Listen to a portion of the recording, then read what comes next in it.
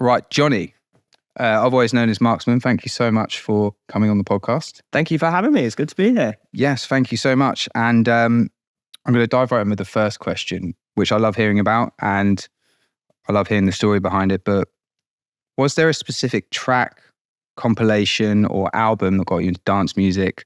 If so, what was it? And how has your taste, developed since then? Yeah, well, I had a background in predominantly like rock and metal. I don't know if you can tell with the tattoos and the ripped jeans. Yeah, the attitude and all that. So I mostly grew up listening to rock and metal. And I guess what got me first into electronic stuff was, actually, I'm kind of ashamed to say, really, particularly in this day and age, but it was dubstep, because I feel there's a lot of parallels between metal and dubstep. It's like very raw, aggressive, and like very different to like most other music. So that's kind of what got my foot in the door. And I think the track that I first heard where I was like, whoa, this is crazy. It was a Skrillex track. Of course, it had to be. Yeah, it had to be. Scary Monsters, Nice Sprites, by any chance? It was that one, yeah. I'm such a cliche, aren't I? So yeah, I was like, this is cool. And then I started like wanting to DJ them because of like, dance music is very different because you have the intros and stuff. And I was like, I want to put this together in my own kind of way. So like, I used to make like gym CDs for our gym and like just put them on and just be like, cool, something to work out to or whatever. But then like, I started discovering like deep house, like kind of commercially deep house, I would say. And I really liked it. And I found stuff like from the old school, like Tale of Us, who used to make deep house. Yes, they did. They had some amazing tunes. And that's what like I fell in love with. And at uni, I sat next to this girl called Sophia, who I actually saw the other day.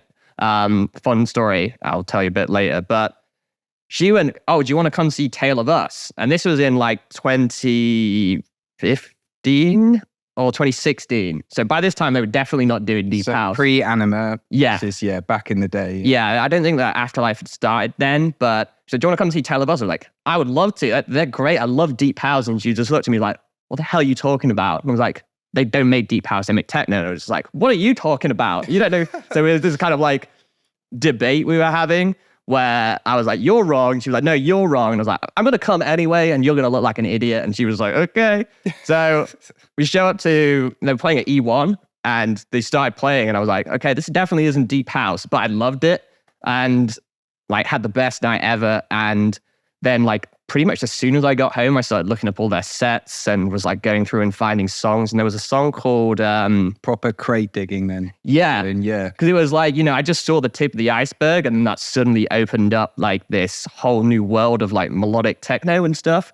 So there was a track they played, which I found in a recent Border Room set they also played, called, it was Sensations by Thomas Gandy. And I think it's Sailor and I think. I can't remember the exact, but it's called Sensations. I was like, that's an absolute banger. And then that led me down this kind of rabbit hole of finding these YouTube channels. And the people I loved the most was T-Ho, and I still do love him. He's just never made a bad song, like really just beautiful melodic music. And yeah, but I saw Sophia like last month at a party, and I used to sit next to her in thermodynamics. And for like a whole semester, and I was just like, oh yeah, like, so what are you up to now? I was like, oh, I'm doing music professionally and things are going really well. And I actually thank you for... full fucking circle. Yeah. I love that. So I was like... love that. But I was like, thank you for like showing me the light. And she was like, what are you talking about? I was like, we went to Tale of Us, and she was like, I don't remember that. Okay. So it was like seminal to you, and you like, it had such an impact on you, and to her, it's probably just a night out. Yeah, like she didn't even remember it at all. And I was like, okay. So I was like, well, good to see you. She didn't even remember me. Like, I used to talk to you like every day. So yeah. Hope you're doing well, Sophia. Yeah, well, look, that's an absolutely brilliant answer to the question. I really like hearing about the whole crate digging side of it, because I think everyone who I've interviewed or any producer I speak to, when you get in that crate digging mindset, and I'd almost compare it to like you're playing YouTube and a song comes up and then you go to another one. All of a sudden you've made this playlist and you're discovering these new artists, and when it's brand new, that's when you're so hungry for it. And it's yeah, it's a brilliant time to get into production. Yeah, exactly. It's like the undiscovered world, and that you just like set foot in like a new country for the first time or whatever that's never been explored. You're like, oh my God, this is incredible. Yeah, and then you're just getting excited, and then you're telling other people about it, and you're like, you need to come to this night because this is, you need to have your mind blown. I had a similar thing with friends and like trance, and they've listened to it. They were like, I don't get it. And then I took them to a night, and they were like, that was so fucking good. Right. You have to sometimes be put in the environment to listen to it, because Definitely. particularly with like the long intros, and especially in like melodic techno or whatever, like the first like minute is just kind of a build up or whatever, and sometimes it's longer than that. But like when it's mixed and you're in this club with huge sound systems, because if you're like sat in your room listening off your laptop speakers, it's just not the same experience as hearing that big fat banging bass in your face, And then you just like, when you listen to those tracks, you're imagining yourself in that environment, which is where it needs to be heard. Exactly. So, yeah. But yeah, I think I'll go on to the next question. And all of the people that have been on the podcast so far, I like to get people on that I feel are, going somewhere and or are, having their moment, so to speak. So, you're on a bit of a roll recently. You've got your own label going on. You've got Elevation. You've got all these brands that you're now, representing. So how do you keep inspired? Like, especially when you're doing all those things to be creative, is there anything in particular you do, or anything you do outside of production that gets you into the mindset to be creative?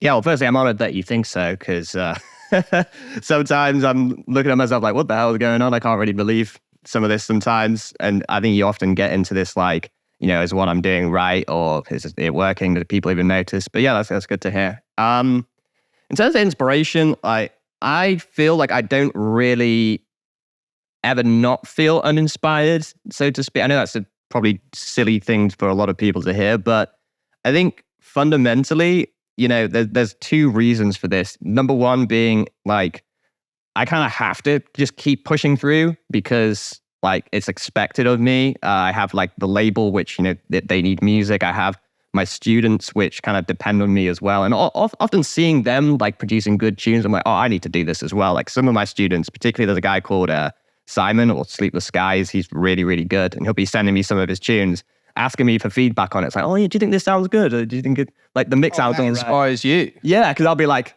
yeah, this is really good. Like, I don't know what you want me to say. Yeah? So actually, because you're in that creative space and like you're mentoring these people, it's actually keeping you inspired because you're like, shit, these guys are getting better or Right. And they're kind of like looking to me for, I guess, guidance and whatever. So like, I can't just be like, yeah, I'm not really feeling it. Like, let's sack it all off. I can't really do that.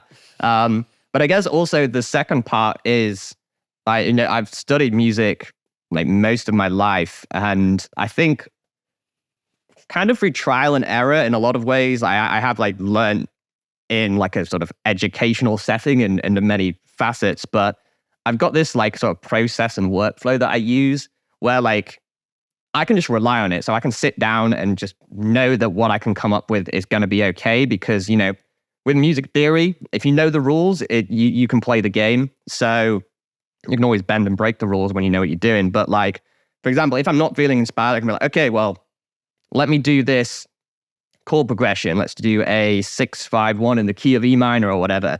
And like, I know that chord progression works, and that's kind of like narrowing down the ranges of experimentation. So rather than like kind of experimenting randomly and hoping for the best, I'm going to experiment in this range. Then once that's done, it's like, oh, okay, that sounds cool. Now I just need the bass line. And it just all starts just kind of flowing together. And there's like the first like, I'd say I've got a 10-step solution. It's not AA.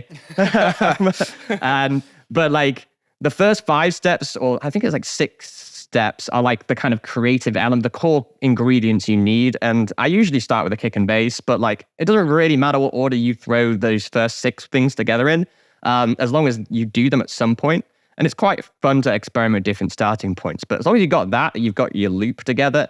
And then it's just like, okay, now I need to arrange it. Now I need to add in the automation, the effects, the ear candy, then mix and master. And then it's like getting out the loop. Yeah. Yeah, which I think, and it's interesting you were saying about you've got the go-to chord progressions, because I find sometimes that if you limit yourself creatively or you're struggling, you go to something that you've always known. It might be a key you love, or it might be a chord progression you love. Or it might be like a sample that you've used in like the last 3-4 of your tracks or whatever.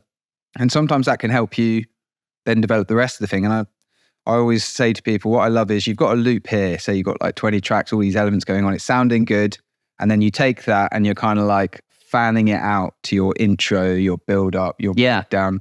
And I think that's one of the most exciting things of being about a producer is getting out the loop and turning it into a track. Sure. Well, getting out the loop is something that so many people struggle with. Like, because I guess I talk to a lot of producers who are either like wanting mentoring or even people that I mentor. And it's just like, I've got so many unfinished tracks on loops. And it's like, yeah, but labels don't care about that. DJs don't care about that.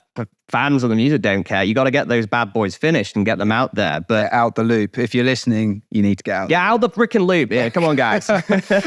But even so, like, there's like a level to an arrangement, I think, where certain producers, like particularly like the kind of intermediate to even some advanced people, it just sounds like a bunch of loops stitched together. And there's no real like fluidity to the arrangement, which is so critical. Get automating, get filtering, all of that kind of juicy stuff, which I think if you create movement in a track, that's when it starts sounding really right. You've got to like lock someone in right from the start. Like even the intro has to be really interesting. You're like, oh my God, I can't wait for this. Yeah. Like the little things you throw in there to like hook someone in. But yeah, I used to run these like free track feedback calls. I've since stopped doing them and now it's only like a paid thing for my program. But like the number of times I would say more automation, it used to drive me mad because I'd say it like every single track was like, you need to add more automation to the point where like one of my now students, Rich, he's like actually getting me t-shirts designed saying more automation. But like no one listens. It's like every single week the same people will send their songs. It's like, it's just a bunch of loops stitched together. Automate them. I had to tell them exactly what to like. Get the filter. Play with it over time. They're like, cool, yeah, cool. Anyway, what about this next one? It's like, it's the same. Yeah, and I think it's one of those things which I think takes a track from being amateur to professional is creating that. Because we had Luca on the podcast recently and he was saying how he swears by automation. Even if the automation is kind of repeating itself, it's like the movement. It's like you're panning left to right. Well, the filter's up and then it's down. Like it is creating something interesting. And when the filter goes down, you might filter another element up and they're all swimming with each other. It's all got to ebb and flow. And even like you like the macro level like follows the flow of your general structure. But like even like you can on certain sounds, like every single note you can like have being slightly different, which if you're playing like a melody, there's two ways I kind of look at things. You can have like in terms of like a pattern, so like the notes you're playing, like that should be interesting as well, like little variations and what have you. But you can make like a boring pattern super interesting through lots of automation. But by the same token, you can have like a kind of boring sound, but a really interesting pattern. But when you combine both of those together, so like all these variations, like loads of little different changes. So each note is going to be slightly different and like expressed slightly different. And even if you're doing it like with the melody, like say if the melody's rising up, and you're like, I want to like have this note, the filter's going to open up loads. And it'll just create that like crazy, like expressive fluid melody that like, you're not going to get if it's just a static loop. So it's key. I will reiterate again for those listening, get out the loop. It's so important to finish tracks. 100%. I agree. Well, I think it's really good to hear about, learning from your students as well. I think that's something that's really, really brilliant. So the next question I've got, and this is an interesting one for a lot of people. The answers have been really different for this, but do you have a track that you personally adore or means a lot to you? And if so, was it ever released and did people feel the same way? You mean one of my own tracks? Yes, your own tracks. Yeah. I mean, there's a couple of tracks that would come to mind. I mean, most of the vocal tracks really. Because I think it's hard to like kind of have like a super meaningful instrumental. And that's kind of why I do a lot of vocal tracks because, it'll connect with a lot more people. But there's what like, I'd say probably the recent one, Until I See You Again, what I did with Jamie and Joshy from Hex and Solstice. That one, was about, I wrote that in December of 2022. Basically my girlfriend at the time was, like she always wanted to move to Spain. I didn't want to move to Spain because I've built something here in London. Yes. And, so I wrote that song about that. And it's kind of like, the inevitable is going to happen. She's like wandering lonely roads. And yeah, I mean, if you listen to the song, it all makes sense. Yeah. But then she actually ended up staying for a year. So I was like, cool. But I was sending it out to labels, and they pretty much all said the same thing. Like the labels we spoke about, I'm not going to name them here just because courtesy. But they all said they all said the same thing. They just said like, this is a really strong track. We love it, but it's not quite for us. Because it's a bit too like peak time progressive or whatever. But like, I didn't want to release it on a label that wouldn't do anything for me. Justice for it. Yeah. Because, there's a lot of, again, not going to name and shame, there's a lot of labels out there which do next to nothing other than put their name on it. And, you just lose half of the money or the royalties. Not that, you're making like bank releasing music anyway, but there's packet of crisps and a pint maybe. Yeah. I mean, I don't want to share my packet of crisps and pint. Yeah, but that's for you. Yeah, exactly. My hard-earned work. So around this time, I was like, where are we going to release this? Because I know it's strong, but like most of the labels that are kind of close to me aren't worth it. So, or aren't taking it even, and I didn't want to release on bad labels. So I actually started my own label. I was like, look, let's just do it on Elevation because that way we have full control. We have you keep pretty much the lion's share of everything. And we put it out in December, and yeah, it went to Beatport #1, which is pretty insane. And like, I think because of the message behind it as well, like a lot of people have probably been through breakups or like lost somebody. Like, it's not, I don't specifically say stuff like, oh my God, I miss you kind of thing. Yeah, like, but it's a way of getting it down on paper. And I think the other interesting thing, from what you're saying about the track is this isn't bashing labels at all, but sometimes they can't see the personal level of it. They're seeing the commercial level. And something, like I said, that resonates with you and would actually resonate with the listener, but they can't necessarily see that, which is why when you self-released it, you've got all of these people relating to it. Right, exactly. A little bit more. And that's really interesting that, it was received well. So like you had faith in it and you should have had faith in it. Because I mean, I was selling it for about a year and I played like a few sets and stuff. And like whenever I played, I saw people at dance floor like going nuts and like asking what song it was. I'm just like, yeah, it's Until I See You Again. I mean, yeah. They said you should release it on this label. And I was just like, I know, but they said no. So it's kind of this like annoying situation. But yeah, a lot of people like really, really, I mean, it was a very meaningful track because actually when it did get released, that was when she did move to Spain, like literally that weekend. So yeah, it was very emotional. Talk about the universe talking to you. Yeah.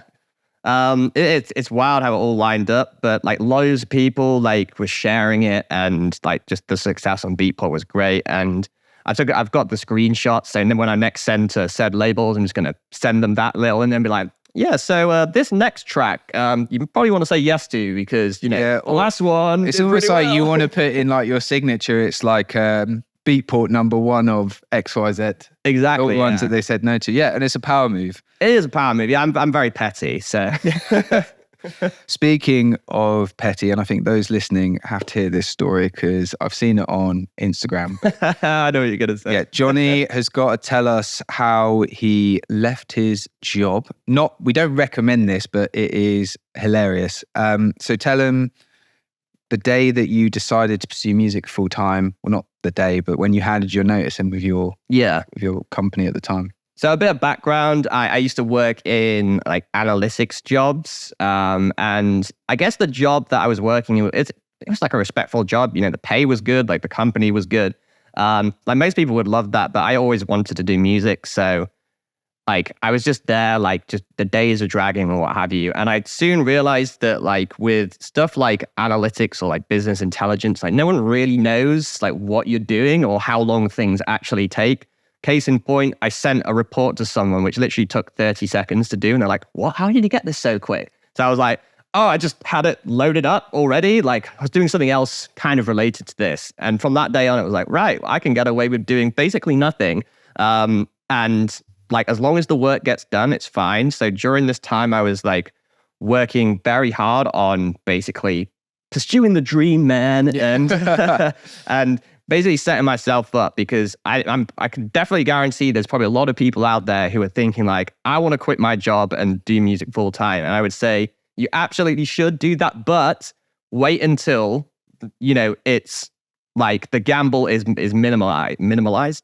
is minimized. Yes. So rather than going all in when there's like a 50% chance you might succeed, which sounds good, but there's also a 50% chance you might lose and end up like on your ass and not be able to pay rent, which would suck.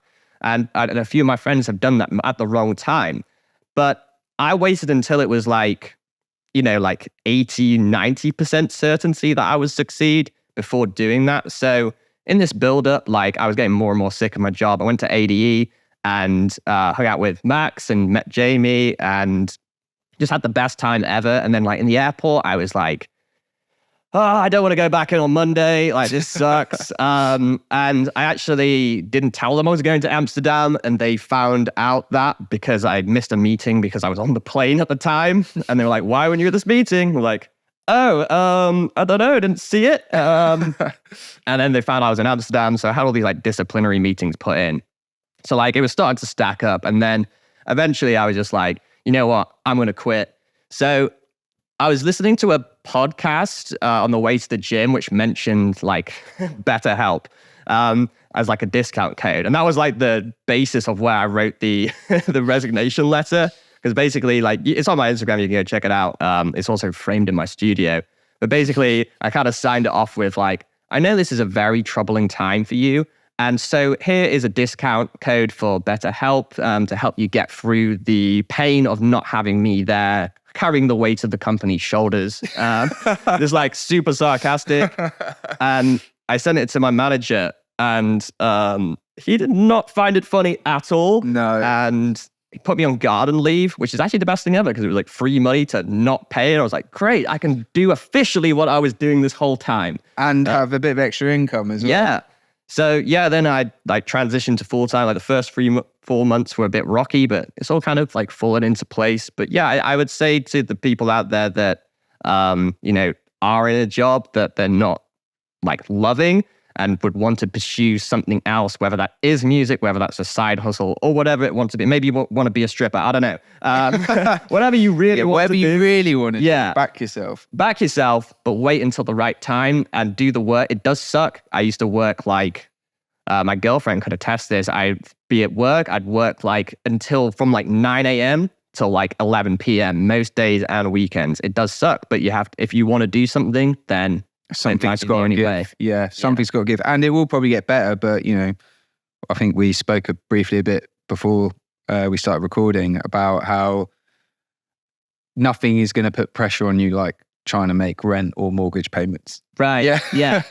Because at like an employment, you have that safety net knowing just like, oh yeah, it's fine. I'm going to get paid at the end of the month. But when it's like your ass is on the line and, it's like, yeah, I could, waste away this day and do nothing. Or it's like, well, I actually can't because I'm going to be homeless. I'm not going to pay my mortgage. Or you're going to be in debt or something. Yeah. I'm going to be like that producer at the side of the street, like, like please buy my beats. With a big cardboard cutout. Yeah. Like with your SoundCloud like account or something on there. Follow me, please. I need to pay my rent. So I think, really interesting hearing about, you, and it's quite recently that you've jumped into the deep end with this kind of thing as well. So I think it's, great to hear that it is possible. And for those listening that, that is what it takes. So I guess we've talked a lot about how you got here. The next question is, what's next for Marksman? And do you have, say just for Marksman, but for Elevation, do you have any goals for this year? What kind of things are you looking to do? Yeah, I'm launching the OnlyFans next week. No. If only. There's a lot coming up. So for me, I've got I'm doing a big production push at the moment. So I'm trying to get the 2024 release schedule and probably even 2025 release schedule set, both for me and for the releases that I will do on Elevation. There's some big gigs coming up. I can't specifically publicly announce them, but there's a big one in April coming up for one of London's biggest promoters, and I might be supporting a very famous Dutch DJ. I'll leave it at that. If it ain't Dutch, it ain't much. Yeah, too right. They just do it better. Yeah. So with Elevation, there's like all sorts of stuff. We have like releases scheduled until I think June. We've got a new party which is going on the 10th of February at Egg. Which I'm going to as well. You should. Yeah. It's going to be a banger. I'll definitely be there. I love Egg as a club, and I haven't been to any all nights yet, so let's bring it. They're a lot of fun. We have like a really good community of like a lot of regulars come, which is always a good sign. Like, I think if you are going to build your own thing, like, you don't want to just be completely new people every time. Yeah, you want a community. Yeah. You want you want to start your own. I hate to use the word movement, but I guess movement is the only Cults. Cults. Go with cults. Yeah, go with cult, just with less murder and yeah, a nice cult. a nice cult. Yeah. But yeah, they're super fun. Like, we always get really good feedback. So like, I'm really looking forward to that one. This one's going to be like a label showcase. So we have like everyone that's playing has released on the label or will release on the label.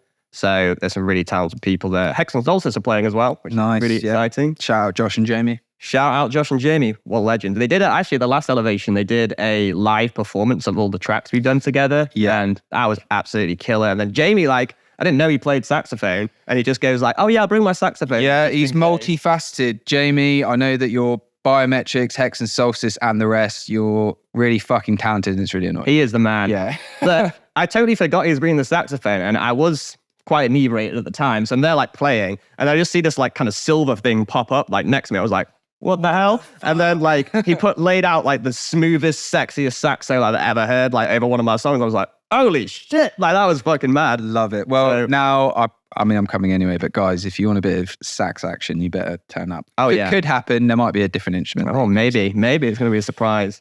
So yeah, for those listening and or watching, we're fortunate enough to have a walkthrough of one of Johnny's tracks. And which track is it? It's going to be Close to Me, which is a collaboration track between myself and the amazing MXV. So Yeah, shout out Max, who was the first ever guest on the podcast. Absolute legend. Gentleman. Cool. Yeah. So we're going to dive into the Ableton project. So if you are listening and you want to see it, head on over to YouTube where you can watch the podcast back and you can see all the production secrets that Johnny has. Oh yeah, there's going to be a lot. Johnny is good enough to be breaking down his recent collaboration with MXV. So first of all, introduce track. What's it called? Where'd you get the idea from? And then we're going to dive into some of the elements. I really want to hear the trance chords we were just talking about. So yeah. Absolutely. So yes, this track is called Close to Me. It's a collaboration between myself and the incredible MXV. So this is actually the second. So we made an EP. This is actually the B side, but now I actually think it's the A side because, this one just kind of bangs. If I do say so myself.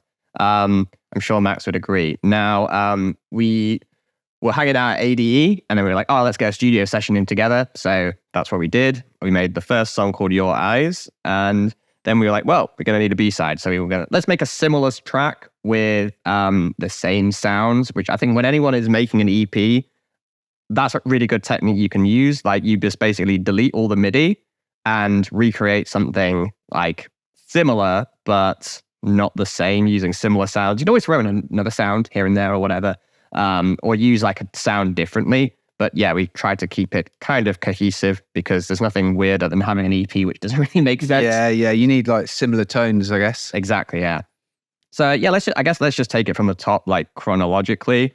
So I guess one talking point right here is Max likes to process his kick and bass together. Now, I actually process my kick with the rest of the drums because I think the kick is a drum, so it makes sense to process them with the drums. So I process my bass separately, but Max was very insistent we did it this way. And, we got to the same result. I think, you can argue for a million years about which is better, but as long as it gets the same result, who cares? So yeah, this is a bit of a different thing that I'm used to. But what we have first is this kick actually comes from this crazy plugin that Max showed me called Bazzy SM2, which looks like it's from like fuck. Yeah, it looks like it's from like the 80s, but it creates these. It's like a kind of kick generator. It's got like all these different like parameters you can control, like the fundamental frequency, it's like decay, the initial thump, and it creates like a pretty nice sound. So this is like the main kick here. So yeah, you have so much control over it. It's basically like a AC's version of kick 2, I would say. Yeah, I was about to say, like, are you just using this for the whole kick, or are you layering it at all? It is. So it's layered with real drums. Actually, from my sample pack, the Big Beat Manifesto Volume 1, Which the best sample pack in the world. It's a brilliant name for a sample pack. Yeah. I thought, you got to be a bit imaginative, but yeah, it's layered with this, but this was like the kind of main deep clubby kick, because the other drums are like real drums, so they're not like kind of meant for electronic music, and so they're like layered, and that's what a lot of drum and bass producers will use. They use do that a lot, don't you? Yeah, but then they'll like layer it with like an electronic kick. So this is like the main like deep thud. Then we have the sub bass, or well, just the normal bass, it's called here. There's actually two basses. They're the exact same patch, but this one has some like wild automation during the break. This is a really, really cool little bass line. I would say bass lines are probably one of my like signature skills. So do you spend a lot of time on making your bass lines, or you just know what to do? Both. Both. So as I was saying earlier on, like it's important to have an interesting pattern and like lots of little cool little features of the bass line. So let's just talk about the patch super quick. In fact, no, let's talk about the MIDI first, because that's kind of important. So here we have like the main loop here. It's only a 4-bar loop, but it's got like little passing notes and like variations. But what is really interesting is we open up the envelope on MIDI control. We've got a pitch bend. So this is a really cool technique that I learned, where you can like add so much movement to your bass. So if you just listen to this in solo.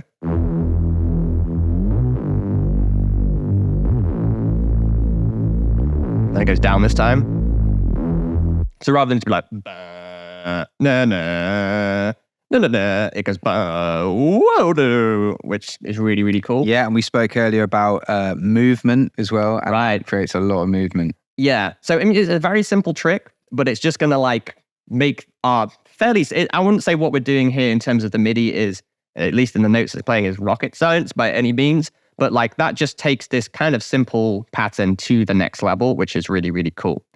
The patch itself is literally just like a kind of respace we made with square waves, and it's got a sine sub. It's like really not complicated at all. But yeah, it's just like a bit of attack, and the filter envelope is kind of a bit of like a pluckier kind of thing. So that's where you get the transient at the start of the sound, and you can see on the left-hand side there that the envelope's going down only slightly, but enough to give some movement once again. Exactly, yeah. It's really not a complicated sound. There's a bit of distortion on it, and multi-band compressor, and a bit of EQ just to remove some of the frequencies that might get muddy. That's about it. Then in terms of the mixing rack, these guys don't endorse me, because they actually don't do endorsements. I've asked them many times. But Audio Tent are probably my favorite, like both preset, samples, and just general place. I love to go to get anything kind of producer related. And they put out these racks called the Fossil ones, and also the Axis ones. And there's another one, I can't remember what they're called. Let me just get the name, because, they are great. Mutate, that's it. Now, this distortion box has got like 8 different types of distortion, and you can just dial. They're all so easy to use. They have like kind of effects ones, like here, like the distortion box, dusty delay or whatever. And then they have like kind of instrument specific ones, like bass, drums, like whatever. And are these all native within Ableton? All Ableton stock stuff, yeah. Like just drag and drop them in, play with the dial. Their attention to detail on their presets and like patches or like racks is just so good, because it's just ready to go. Like some other preset providers, not going to name them, they have good sounds, but like the macros, there's only like a useful range, where these guys like spend the extra time to like make it so that like anything you put in is going to sound really, really good. So easy to use, this is like, I use this on virtually every single track. And what's this one called, sorry? This one's the Distortion Box. Distortion Box. So this is from the Fossil pack. I think all of the packs are like £17 each, but like that's probably the best £17 I ever spent. And believe me, like they are game changing. Notepad out. Yeah, they are Fossil. They are great. So yeah, this is just adding a bit of distortion. And then we have this like high pass filter here, which is, I think is more of like an automation kind of arrangement thing. So we're just kind of like rolling off the lows in like parts of the arrangement, like towards the end and just before this drop here. So yeah, nothing too crazy. There's this like wide distort thing that I use as well. Just adds this like really nice, this like wide distortion. Let me just solo it and crank it up so you can hear it. Nice. So that really brings the sound to life, but only just like a little bit of that. And then I also like just limit the hell out of it. So like the notes are the same? Yeah, exactly. Because bass, very inconsistent. So just like you could compress it, but it's just way easier to limit it. And it adds a nice character to the sound. And then I always use multiband sidechain because, you know, the problem area is with the kick is in the lows. So there's no need to compress the highs. And that will give you a nice, rich, sustained bass. So if we play these together. Whereas most people, when they sidechain, you're going to hear like a proper pumping, yeah. But rather, especially if you're using sustained basses, it's so critical. And then I just added an extra limiter because this kind of makes the dynamics go a little bit over the shop. And this low pass filter here, which should actually be before all of these, but it doesn't really matter. It's just to kind of like introduce like the sound quite dark over here. So right towards the start and then filter it off. It's like proper moody at the start. I like that. Yeah. And then it gets like pretty raw and nasty. And there's a macro here as well, which we actually didn't automate at all here, which is quite unusual. Let's pretend we didn't see that. And here it's kind of following the arrangement here, which it should be doing over here, but I forgot. But it still kind of works. But it works and you didn't know. So yeah. Let's pretend that we didn't see that. Then yeah, this bass here, this is like during the breakdown and it's exactly the same. It's just, it's got like a bit, the only thing that's different here is it's got this like washout rack here, which towards the end, it's just going to like wash it out and create a huge space. But then I wanted that space to overlap when the drop hits. And it's also got this, like this macro here is like opening up the D tune. So this is actually like got 4 voices now. The other one was just 1 voice each. So it's opening up the D tune. So over the break, it gets proper like, dirty. Yeah, so it starts here, like super deep. And then over here, it gets like pretty raw and nasty. And then it gets next level wonky over here.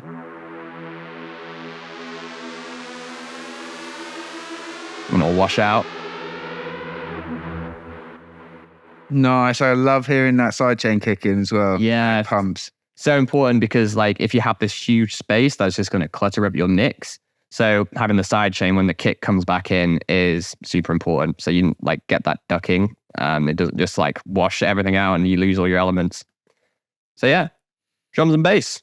Brilliant. I mean, yeah, that's great. I love how much thought's gone into the bass as well. Because I feel like, I mean, it depends on the style of track you're making, but by the sounds of it, this is quite a key element, the bass, which is giving a lot of movement. Because I know lots of people have melodies and pads and stuff dancing over the top and the bass is kind of consistent. Yeah.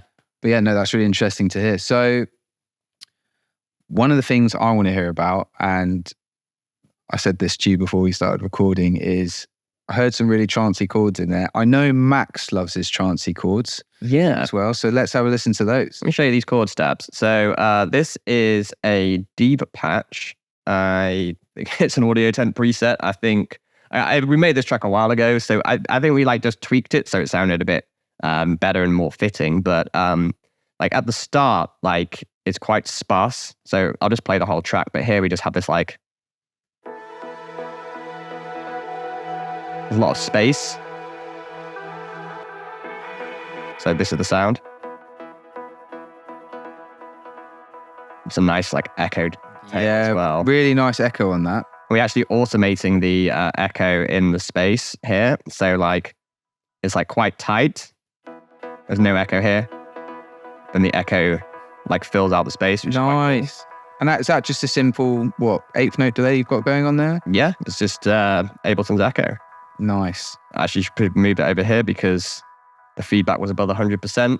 So it's going to get louder. I always forget to do that. Like I'll pause whenever I'm teaching my students, I'll just pause and be like, yeah. And then it's just like, I'm like, oh God.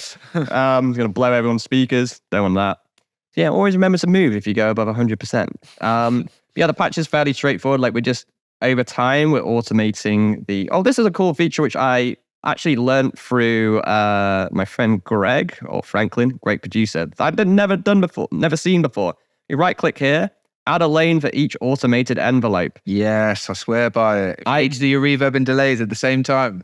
I didn't know this until about like a year ago, and it's game changing. Because you're always like, which one am I playing? Anyway, not part of the sound. Yeah, this we play with the cutoff frequency, particularly during this break, and we open up the release here just before this mini break here. So here now again does the chord progression. It starts off quite dark and moody, very trancey, and then gets a bit bigger, wider. Then here it gets like really raw and nasty.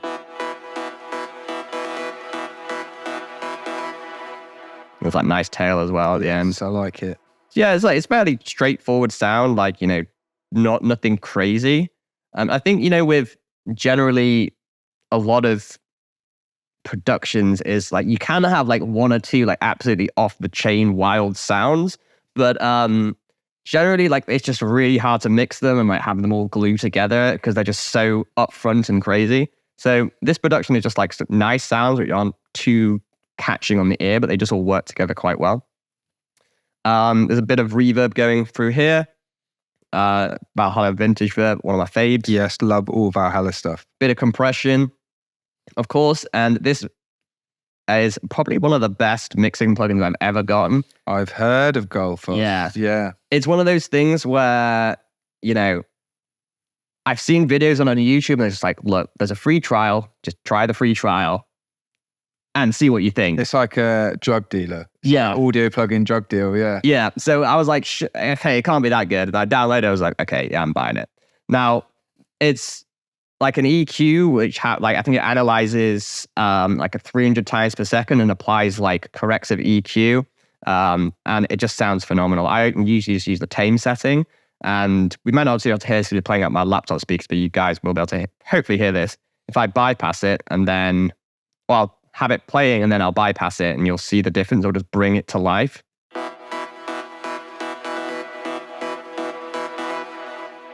And is that, so this plugin is kind of making those decisions for you? Yes. It just like really brings out the detail in a sound like so quickly and so easily. I use it on pretty much everything. And is this expensive, this plugin, or? It's not cheap. I think it's like 150 euros. Okay, so it's in the upper echelons of premium plugin. Yes. Okay, but interesting. Two things is like, I would say there's probably, I can count on my hand like 5 plugins or maybe even less that are truly game changing. Like this is one of them for sure. It just creates like that level of pristine detail that you're not going to be able to create using like at least easily through like any other plugin, and it's just so quick and easy. And also, my program students get a 50% discount on it. Well, so, how about that? Yeah, enroll with Marksman as soon as possible. You should. You should. We also get, like, I think the Sound Toys discount as well, which is nice, and Sound ID reference. Yeah, you actually get a free copy of that through the program. Wow. So, yeah. Anyway, we're not talking about that just yet. But yeah, then, these chords, like, come back a bit later on. I guess I'll show you how it all, like, falls together a bit later, but let's talk about the drums. So you've got like our kick and bass here as well, but there's some real drums being played. So I used to play drums in metal bands back in the day. This is actually me playing the drums in this drum groove here. And this loop is from the Big Beat Manifesto, Volume 1. There's like hundreds of loops that you can choose. Where is it? Here, they're recorded at like 90 BPM, 124, 140. There's also fills, which I'll show you the fills in a second. But obviously you can speed these up or slow them down, and they work in kind of any style. But yeah, this main drum groove here. It sounds almost like an aim and break. It's very close. Yeah. But it's like me playing it on my kit. And cleaner, arguably, as well. Yeah, because, that song was from the 70s or something? Yeah, super old. This one is Toy Like a Tiger. And it sounds really dope. So we also have drum fills as well to tie the sections over. So this fill just before the drop here is absolutely dope. So just check this out.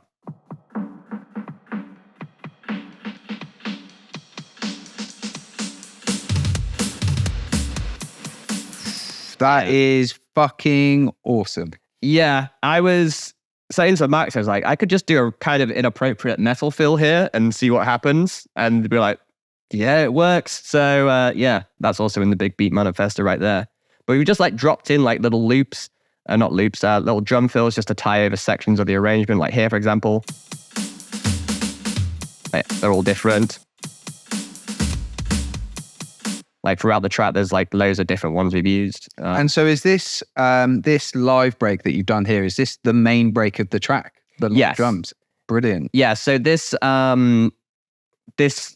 loop here, this is the main groove. And then we have little variations or fills. Because obviously playing this, like a real drummer would play when real drummers like myself, I'm a real drummer, when they play, they're not just playing the exact same thing over and over again. There's little variations and they'll tie over sections with a drum fill. And a lot of producers, I am very biased here, of course, as a drummer, but a lot of producers just neglect their drums. They don't put in drum fills, they don't put in the variations. And what you want to try and do is replicate what a real drummer is doing in that, because otherwise your music just sounds robotic and doesn't have any groove or just doesn't feel real or natural. So whether or not you use the Big Beat Manifesto Volume 1 or you just use your own MIDI and put in a fill every 8 bars and the variations, that's a game changer, which is going to massively enhance your drum sections, which a lot of people don't really do, and you really should. It's worth spending the extra time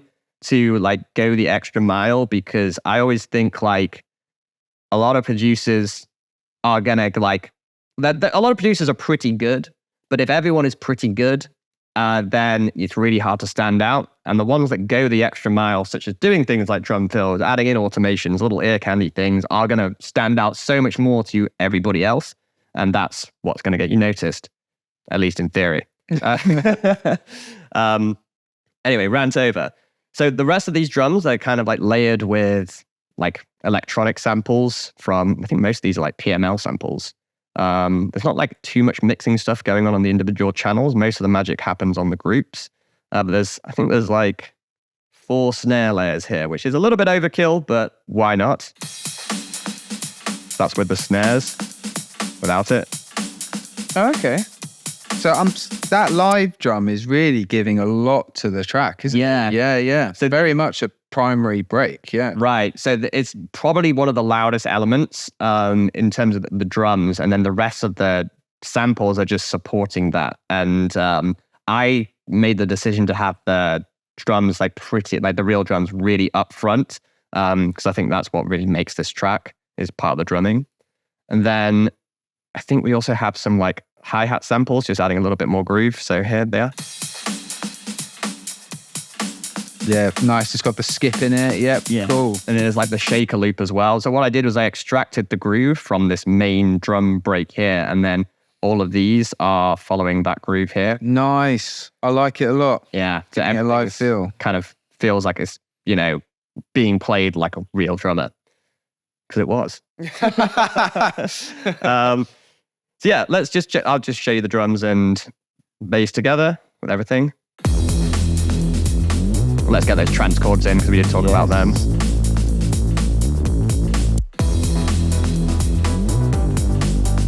So it's starting to come together now. Now, there's this ARP melody, which I'll talk about the vocal top lead at the end, because that's kind of how I build the track usually. I build the instrumental, then have the top line at the end. But Max came up with this like little ARP motif pattern thing here, which is like very like kind of bicep-y style. So it sounds like this. Whoa, that's got serious movement in it. Yeah. And it's like, I think a lot of the flavor comes from these like little 30-second notes here, which are a bit stuttery. So it's a pretty wild sound as well. Yeah, that's cool. So let's just take a look at what's going on under the hood. Oh, it's actually 2 layers. I totally forgot about this. So there's this That sounds almost like Stranger Things. Yeah. Right. It's, again, super simple, just saw wave and like quite a bit of detune to give it a bit of thickness. And then the main sound here. Really, really like that. Yeah, it's cool. Yeah, really like that. This one's a diva patch, but we just felt like this one was just a little bit too thin. So that's why the second serum one is sticking it up a bit. And is this a patch from scratch, or is this just a preset that you guys have This got was to town with? Yeah, it was the latter. So that, again, another Audio 10 preset on D. Have to get on these guys, man. Mate, they are the best. I mean, like I'm not going to say that I'm like an incredible sound designer. I mean, I can do sounds from scratch, and you know, I know how to tweak a preset. But like these guys are like next level. So you know, when you try, if you're trying to design something, like I'm just never going to be better than Audio 10 or even at that level. So like, why don't we just buy the pack and I'll just tweak it to my liking. Exactly. And you just need to know enough to be creative. Exactly, yeah. So you like understand what the patch is doing. That's what you need to be able to do. Just like, okay, cool. I know what is causing this sound to happen. I'll play with this and that will be good to play with over time. But if you're just downloading presets and you don't have the sound design knowledge to like understand what is going on, what to play with, then it's going to be a very static, boring sound. So yeah, it's like a, you know, looks like a saw wave with a bit of pulse width modulation going on or something. And there's a sine sub, not a sine sub, a square sub. I can't even bloody see. Looks like a crazy sound, just like some delays and reverbs. And then these are like coming together. We're automating the filter on this. So over here, it's quite dark. It gets a bit brighter here. And this kind of plays throughout. Starts during the break and will play throughout. And again, look, there's the distortion box. Yeah, there he is. There's Goldfoss again. And there's just like EQing, because particularly when that filter opens, it gets pretty raw and nasty in this 3 to 4 kilohertz range. And fun fact, the reason why your ear is so sensitive to these is just because where not only the human voice is the most present in, so that's why our ears are so sensitive, so we can hear the human voice, but also babies, like, cries are in this frequency range. That's why you can always hear the baby crying on the aeroplane, and it drives you insane because of that. You don't want to make babies cry with your music, though. No, exactly. So to avoid getting that kind of baby crying on the aeroplane thing, particularly when the filter opens, we did a little dip here. But other than that, it's like nothing too wild going on. So altogether, like with everything else that we've discussed so far,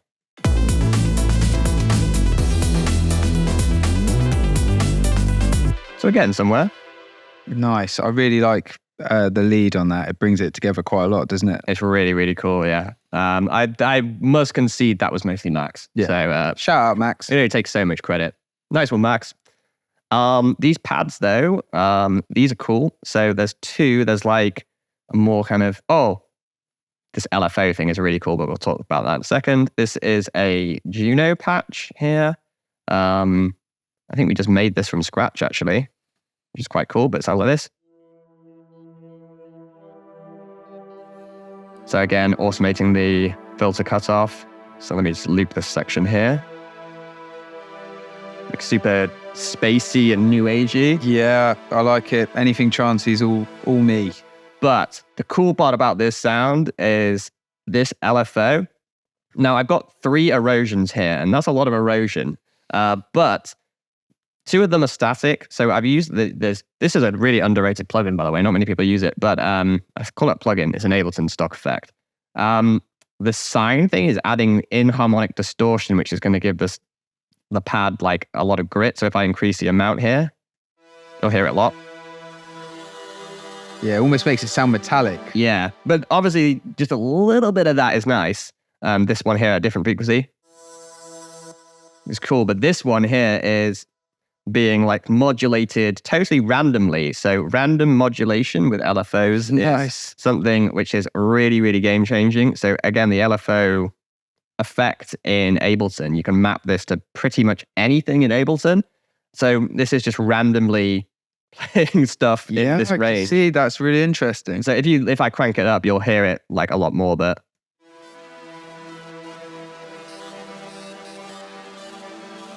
I mean, that sounds cool anyway. It's even just turned up. It does sound really cool, but it's getting to the point where it's just a little bit too chaotic, and I wanted to be a bit more subtle. Where was it before? So it was like quite subtle, but particularly when it's like quite low down, you can hear it. Kind of has that weird like trippy arc. Yeah, I love that. And I think using randomness in your music is really underrated, because like the way I tried to explain a good arrangement or a good song to people is, if your music's very predictable, then your brain, it's like a puzzle your brain's trying to solve. So if your brain can solve it very quickly, it's probably quite boring and uninteresting. But the more complicated the puzzle is to solve, that's more interesting. And it's not like you're actively trying to like work the song out. I mean, unless you're a producer, then of course, you know, when you're on the dance floor. Yeah, and you're overanalyzing. Yeah. But to the average person, they're just like, this is a cool song. But subconsciously, your brain is trying to work out the patterns. But if the pattern is random, then it's basically impossible to work out. So that inherently makes it pretty interesting. At least I think anyway. Yeah, no, I think that sounds really, really cool. And also interesting use of erosion. I do use erosion occasionally, not quite as much as that, but that's really interesting about the LFO thing as well. Quite a powerful in Ableton effect, basically. For sure. A lot of people sleep on the Ableton stuff, and Grammy Award tracks have been made just using Ableton stock. So in fact, Grammy Award album has been made on GarageBand and nothing else. So it's not what you have, it's how you use it in many aspects. Anyway, so yeah, this then is just going through like basic EQ and a bit of echo, like nothing too crazy. But there's this like nice harmony pad here, which I think is the same patch. Yes, exact same patch. And this is annoying me now, because the more efficient thing I should have done is put this on the group. So, God, what am I doing? But anyway, makes no difference. But this is like a kind of high melody, which kind of fits in with this pad nicely. So,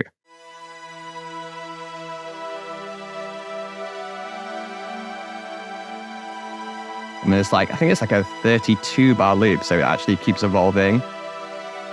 So with the rest of the elements. Oh, wants to solo them all.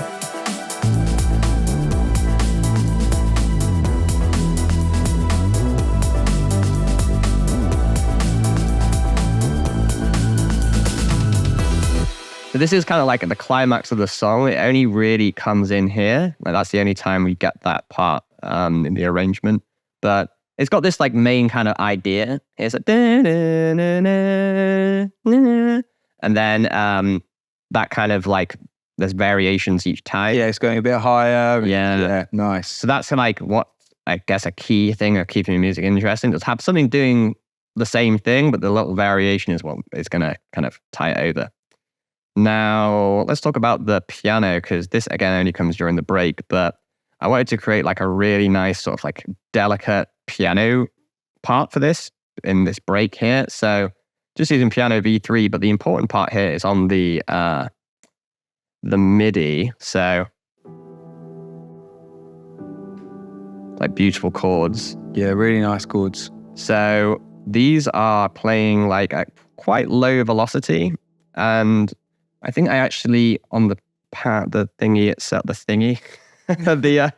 using really technical terms here. I swear I do kind of know I'm talking about. I think we went in and turned down like the hammer hardness and some other parameters. I can't remember what it actually looked like originally, but just to like make it really soft and delicate. Yeah, it's quite mellow. Yeah.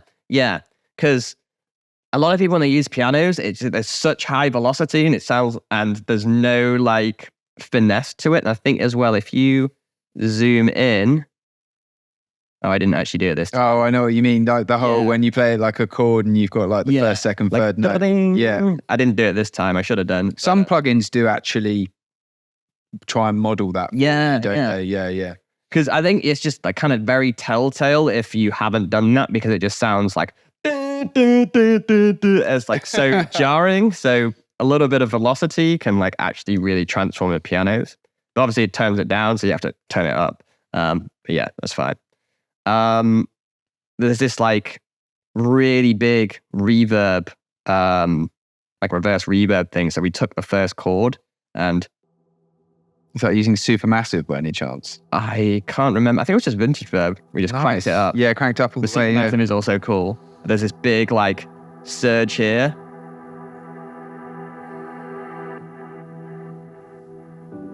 Nice. Chords coming the tails overlap really nicely. Yeah, exactly.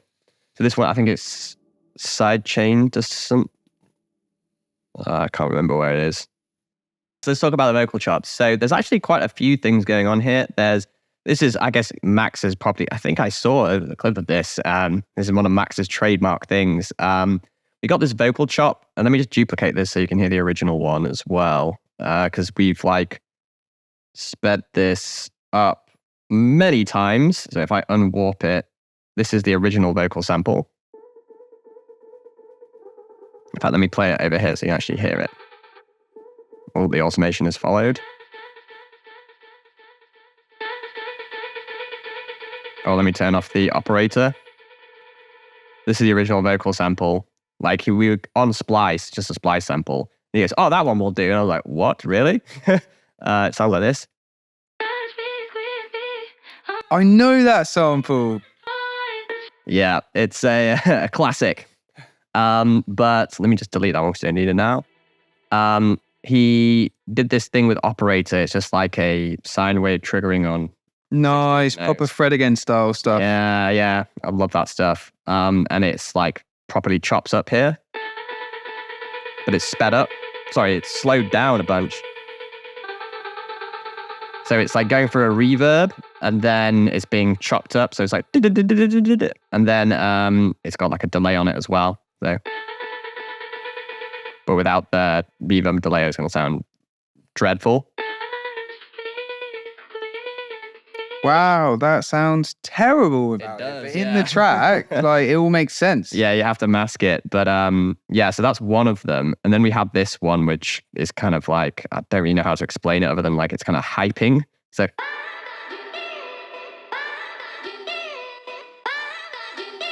just like a random sample. Nice. Which like adds a lot of kind of movement and energy to the track. So with everything together, let me just bring it back together.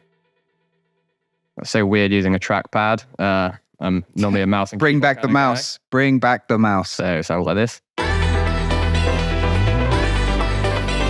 like here. Then it comes back properly over here. That's pretty cool. Then we have this like vocal sample which we use in the intro. I called it eerie vocal effects. Nice. Which sounds like this. Like super cinematic and trippy. And then there's like a reverse one. I think it's just the same one but reversed.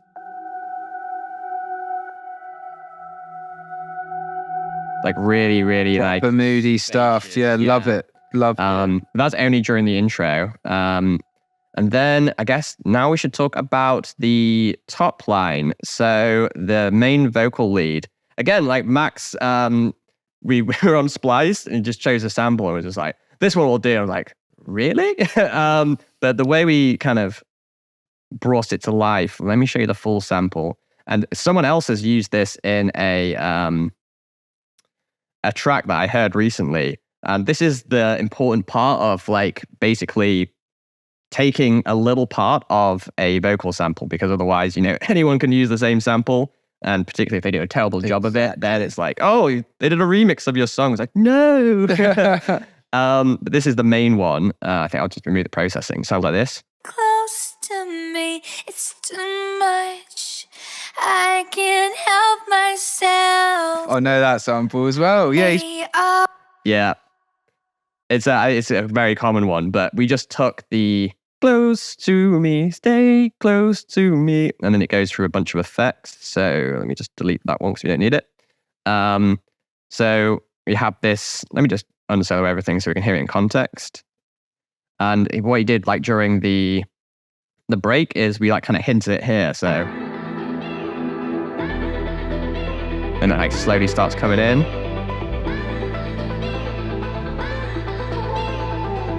Like getting filtered in.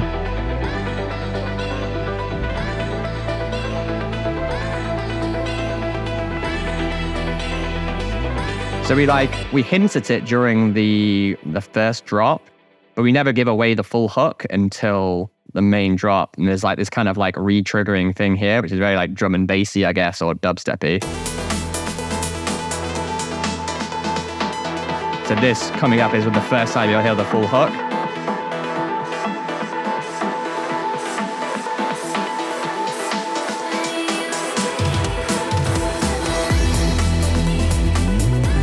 Just that tiny little snippet.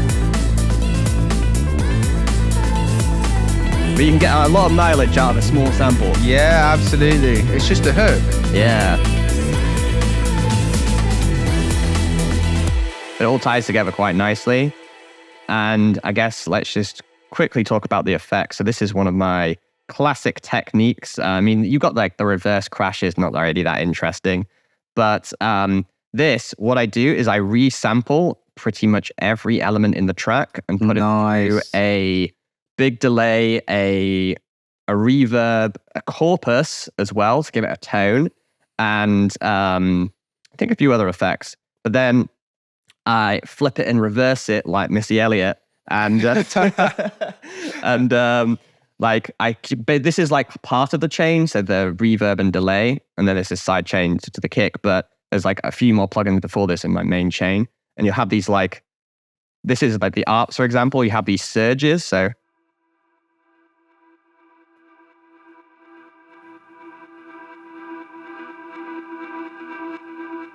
like stuff like that, or like the lead vocal, for example. I'll just play like the last little part of it here. And the bass ones sound absolutely dope, particularly when you're introducing the bass. You have something like this, like.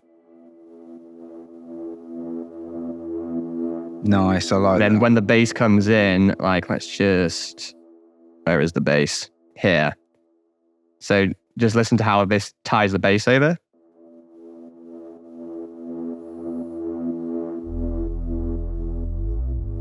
And the thing is, like, without these, it's kind of like a subtle thing, but without them, it just kind of doesn't really have that same kind of transition.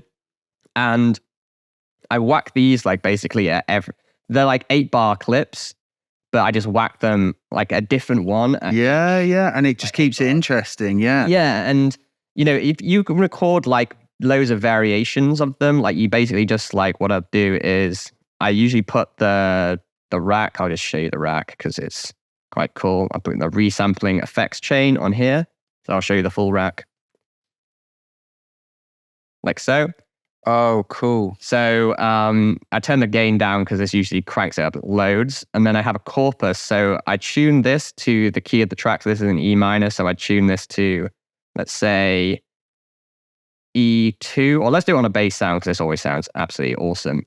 Let's go E0 because we all love that bass. Yeah. Now, the corpus, if you put it on... So there's loads of algorithms. It's basically like a resonant body that you're putting your sound through. You can try experiment with all of them, but the ones I prefer the most are pipe and tube because I do love tubing and piping. You know what I mean? But like particularly on a bass, so like let's you just take like a little tiny little snippet here. Let's just take this first bass note here, and then I'd create a audio track. Like Record it in. Nice. Resample. That bad boy. And then you just solo it. I won't actually record it, but this is how you do it. And then just check how this sounds. That also sounds so cool. Yeah. So that sounds wild. And then you record it, reverse it. And it just ties over your arrangements really nicely. And you can just create loads of variations. For example, I could change this to pipe here, and I could just record this section here.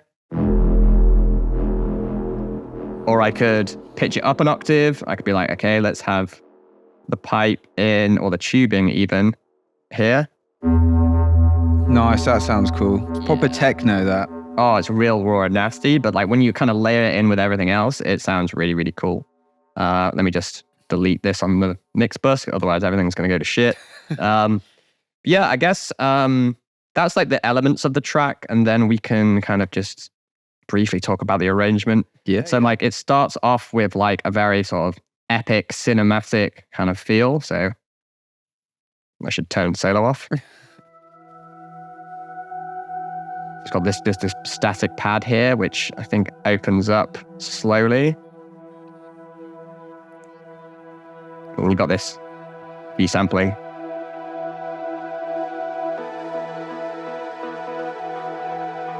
It just starts to build. We get the bass coming in here in a second.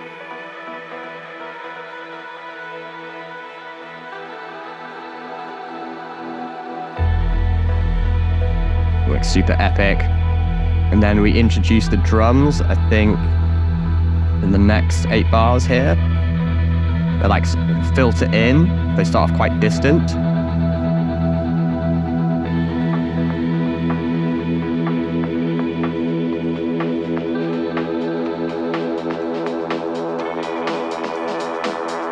And that bass is getting really raw and nasty here. Yeah, love it.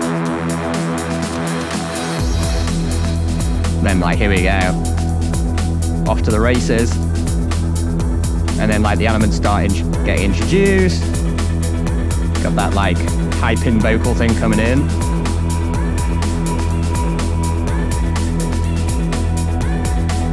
Yeah. I'll just play like apart from going into the break, because I think the break into the final drop is pretty cool. So we've hinted at the hook here.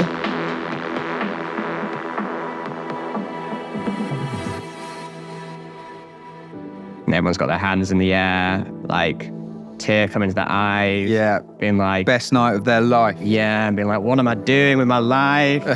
Like, I don't want to work anymore. I want to be a stripper, start OnlyFans. Like, I'm going to text my uncle right now and tell him I love him.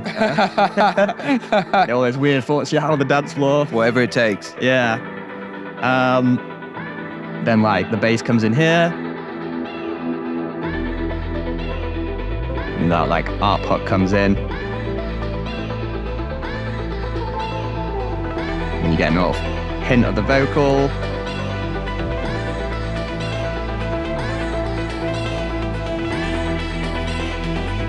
Also, it's like building and building and building. There's a little fake drop as well. You're kind of expecting it to come here.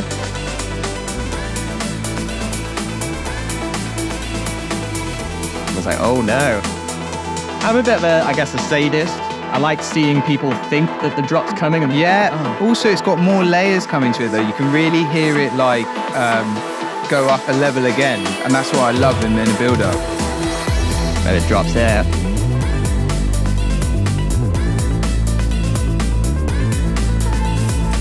So yeah.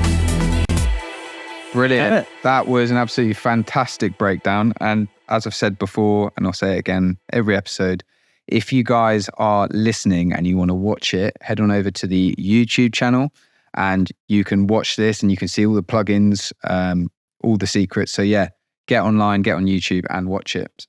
So see our beautiful faces. Exactly. Well. And you get to see our beautiful faces in 4K as well. So we're just going to go back, and for the final part of the podcast, we're going to ask some more non-dance music related questions. So yeah, guys, stay tuned. Let's do it. We're now going to ask some non-dance music related questions. So the first question is, what is your favorite non-dance music album of all time? Well, that's a very good question. I think it would have to be And Justice for All by Metallica. I mean, I'd literally have it tattooed on me. Second person who's said that. Really? We've had Metallica socks on the podcast, and now we've got a Metallica tattoo. Let's go. Got to represent. Yeah, I love the album. It's like, I think artistically, they very much experimented with something very new, and it's very raw and aggressive. And, you know, they were doing something that they did very differently. And I guess the only tragic drawback is that they just dipped the bass because Cliff Burton died, and Lars Ulrich is, I love you, Lars, but he is pretty difficult to work with. And the fun story was he was just like, nope, turn the bass down. And the engineer was just like, really? He's like, no, yeah, turn it down. So you actually can't hear the bass on the album at all, but there's a remixed and mastered version on YouTube where someone found the stems and put the bass in, and oh god, it just sounds so good. But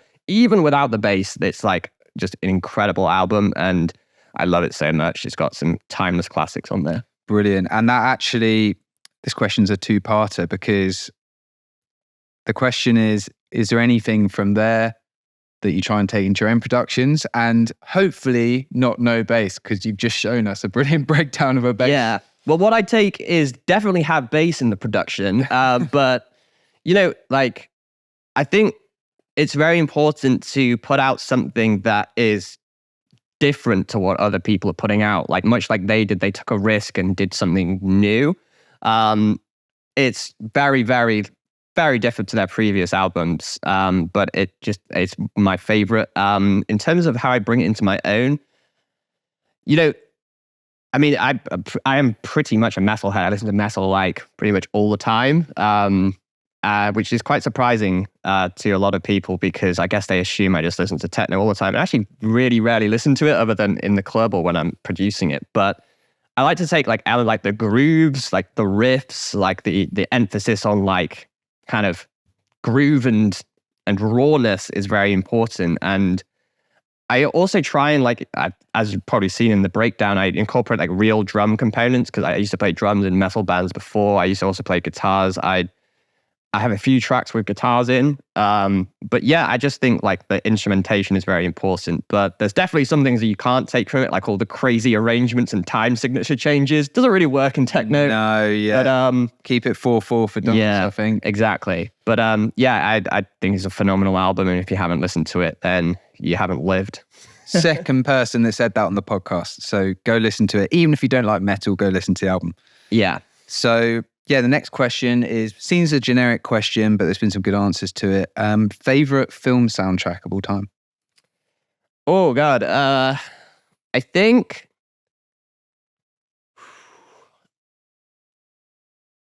this is gonna sound wild. I love the film American Psycho. And I love the soundtrack they've chosen, because it's just kind of inappropriate for what you're actually seeing. It's like the scene where they've got, what is it that Patrick Bateman puts on when he's about to kill him with the axe? Huey Lewis in the News. Yeah. Square, yeah. Yeah. It's hip to be square, yes. Yeah. It's just such a mismatch between like, it's such an upbeat, happy song, and then this guy's getting brutally murdered with an axe. It's just hilarious. Brilliant. That is the most unique answer that we've had so far. Yeah, it's great. And like, I've found so many awesome songs through that film. And yeah, it's just done so well. I love it. Brilliant. Really, really unique answer there.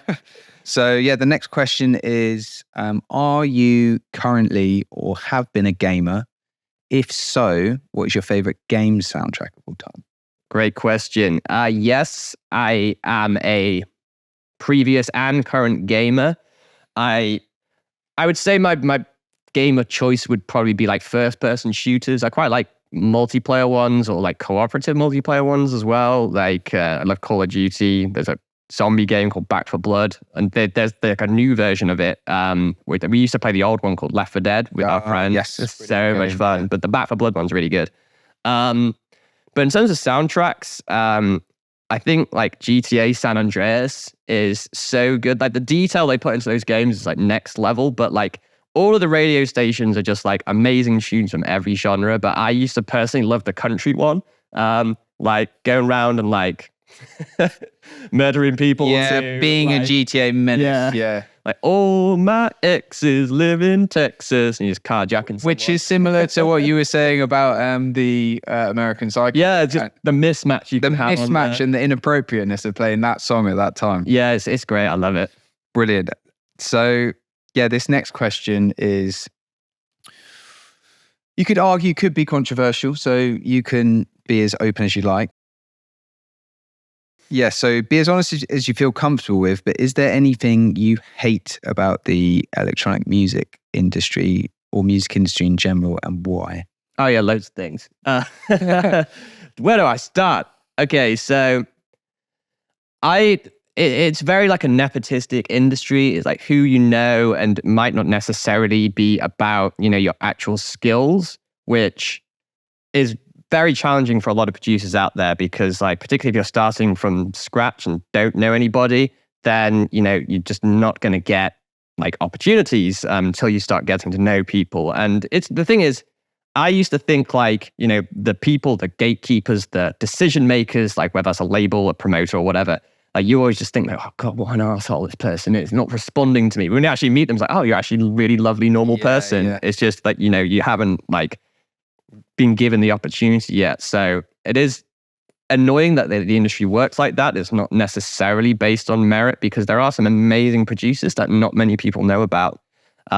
So that's one thing that annoys me. But I think with my brand, like Elevation, like both the parties and the label, like we are open to like taking a risk and giving someone that might not be getting opportunities a chance to release on the label or play for our party. We always just like, we try to get new people in every time and be more like friendly, welcome and opening. But a lot of labels or parties or whatever, it's very much just like a cool kids club. It's a VIP club. Yeah, exactly. And it's unless you go to like every single party, I'm not going to name, but there's like certain promoters where it's just like, you're not going to play unless you're like literally every single event and like helping out and like working the door and stuff. And it's just like, look, I would love to help out, but like I'm a busy man, like, and also stop throwing the parties miles away. Like, Yeah. like you're not making it easy. Keep it on the doorstep. Yeah. So that annoys me. And then also like, I think, like the social media side of things, it's very important to have, because obviously you don't want to be someone that no one knows. You have to like be constantly posting and stuff. And you see like people who are like just blowing up on socials, like for many reasons that we might not necessarily speak about right now. But, you see these people who like, they might not actually be that like of a good DJ, or they might not be a good producer. And you see them like touring the world, like playing on these big events or something. And it's just kind of like, you're only getting this because of your socials or your looks or your image or whatever. And it's a bit unfair to the ugly fuckers like myself, who, I'm trying to like post high quality content, and then, someone posts a raunchy bikini photo and it's like, oh, great. Totally in the wrong game here. So yeah, stuff like that, it annoys me, but it's just part of the game. And I think that, there's not really any longevity to that, because if you are getting opportunities based on that, like, yeah, you might have 100,000 followers, but are they actually following you because they like your music and that you go see them play and it's like, that was actually pretty bad. Yeah. So I think, you might get short-term wins, but the long-term game is always the way to go. Someone else on the podcast said it's a marathon, not a sprint. And right. Some people are sprinting. Exactly, yeah. Like there's nothing in this world comes immediately. There's always like a get-rich-quick scheme, or like, this is how you can get millions of plays or whatever. It's like, it doesn't work like that. You have to be consistent, and you just have to know that like the momentum is going to build, and then it might look like an overnight success, but actually you haven't seen all of the work that goes in the background. But I think a lot of people just don't want to do that work. They're just like, yeah, it's like you got to work harder than the next person, really. Yeah. And like, there's a lot of people who are deluded out there as well, who are just like, oh yeah, like I haven't released anything, but like, I want to be headlining Tomorrowland. Like I should be releasing on Afterlife or whatever. And yeah, like, you get a lot of label emails like that, and it's just funny, isn't it? Yeah, it's crazy. And like, we try and be nice to people. Like there's so many people that DM like the Elevation account whenever we like post an event. They're just like, oh yeah, I love your party. Can I play? And it's just like, you've never been to any of our parties. And, No, you need to be a part of the community. Like we said, Yeah. you don't have to be working the door, but find these like-minded people. Yeah. And, interact with them. Don't brown nose them, don't bum lick them, but just be there to enjoy the music, and you will find other people that also want to be there and enjoy the music as well. Exactly, yeah. But it's also just kind of like, don't just, piss in my pocket and tell me it's fucking raining or whatever. And like, I'm at every party. I know you've never been and you're not there. So just be upfront and honest. And we actually invite you to come and for free to come to the party if you want to do it. But how many people actually end up turning up? Almost none. But the people that do turn up, we have a conversation with them and it's great. But, most of these people don't actually deserve a response. And they probably won't get responses from those people. But we want to be a bit different and be like, okay, look, this is how we book people. This is how we sign people. If you wanted to do this, and this is what you need to do. And then quite a few people are like, thank you, this is actually very useful. But then some people just blow it up in your face or whatever. And it's just like, there's this one guy who wanted to sign to our label, and he sent me a song, and I gave him some in-depth feedback on it. And he was just like, I didn't ask for feedback. I was like, well, you literally did. It said he literally said, can I have some feedback on it? Yeah. And then went to put out some loads of posts saying just how I insulted him and what have you. And wow. It's he said I didn't listen to any of his other music, and it was well, I didn't need to, because the one you sent me, I didn't like it. So, but I told you how to go fix it. If you wanted to release with this, it was do this, and it would be a yes. But yeah, it's just, there's a lot of people out there who just, they're not necessarily the best people. Egos maybe here. Yeah, it's just there's rejection in this industry. I still get rejected all the time. Yeah, so do I. And I get rejected by labels and people that I'm close with. And yeah, that's exactly. okay. And I would rather them be upfront and you could send the track to 5 labels, 4 say no, and 1 love it or whatever. That's how it works. And I think you have to learn to accept no. And it's a really tough thing. Sometimes it can really hurt, especially when you have 4 or 5 in a row. It can feel like a real stab in the chest. Right. But that is what makes you a better producer and what makes you. Yeah, just keep going, keep doing what you love. And eventually it'll be, if you're serious about it, it'll be yes. But realistically, probably the first time you send to a label, it's probably going to be a no. Exactly. Particularly if it's a good label. Or even a party, they might not bring you on the next time, but just be consistent. And also I would say, I guess, just to that point is, I think there's because I'm on socials a lot, I see all these people complaining oh, it's all about the music and why I'm not getting these opportunities. But I think the absolute minimum thing is having good music, right? Yeah, I think so. I think so. They're oh, I'm an amazing DJ. I've got amazing tunes. It's I'm sure you do, but there's so many other people who have amazing music. And amazing tunes. And not bashing anyone that DJs, but I think you are playing other people's music. And if you want it to be your set and your sound, you need to write your own music. And that is a truth. Yeah, and that's what attracts us to booking people, I guess, because it's you are bringing something that most other people aren't. But even to the point of that, it's just have something to offer. This is something that my business and the DJ mentor, Mikey McGuire, told me, was that everybody is asking to play. You can, we're a small promoter. I get, whenever we announce a party, there's 10 or 15 people that message me, oh, is there another set? It's well, no, we've released a lineup already, so there's not another set. But so many people ask, you can only imagine how many people probably email people like Fabric, Tomorrowland, Dreamfield. Oh my God, yeah. I bet those inboxes are insane. Right. But the ones that stick, then what he teaches is the ones that stick out are the ones that play the game differently.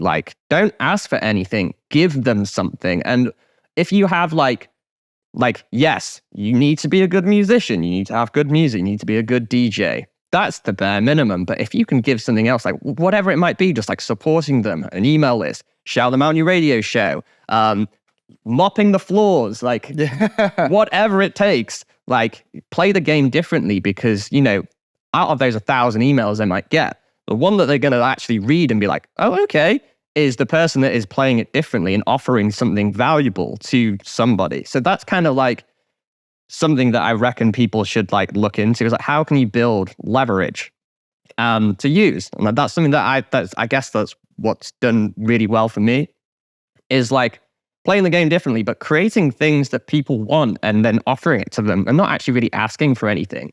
Because if you do that, then, the next time that they're booking a DJ or they're going to signing tracks from the label, they'll think of me rather than those 999 other people that were just like, give me everything. Yeah. I've got nothing to offer. So yeah. Great insight. And I think for those listening as well, maybe, one is obviously perseverance, but two is just, we were saying, be a part of these circles, offer them something. Now, this is a heartbreaking part of the podcast because I could interview for hours, but we do have to wrap up at some point. So the last question that I'm going to finish on, sure, which, yeah, I mean, you can name as many as you want, but producers to look out for in the year 2024.